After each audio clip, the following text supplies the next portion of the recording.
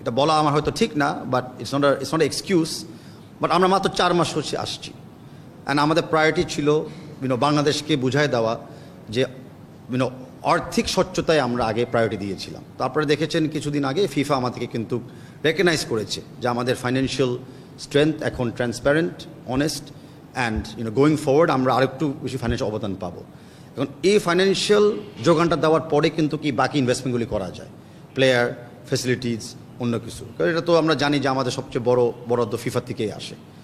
আর ফ্যানদের প্রতি আমি মনে করি যে যত কিছুই বলুক, আমি এখনও বিশ্বাস করি যে প্রত্যেকটা ফ্যান বাংলাদেশে ভালোই চায়।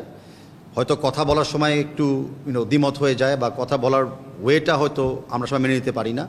But as a guardian and as a fan also আমি মনে করি আমাদের অনেক জায়গা আছে একসাথে কাজ করার, অ্যান্ড অনেক জায়গা আছে আলোচনার মাধ্যমেই টিমের প্রতি একটা অবদান রাখা।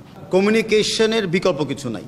তো আমরা আমাদের কমিউনিকেশন ওপেন করতে যাচ্ছি প্রতিনিয়ত, আপনাদের সাথে কমিউনিকেশন আরেকটু গভীর করতে যাচ্ছি, এবং আপনাদের মাধ্যমে ফ্যানদের সাথে আমরা কমিউনিকেশনটাকে আরেকটু চলমান রাখতে চাচ্ছি।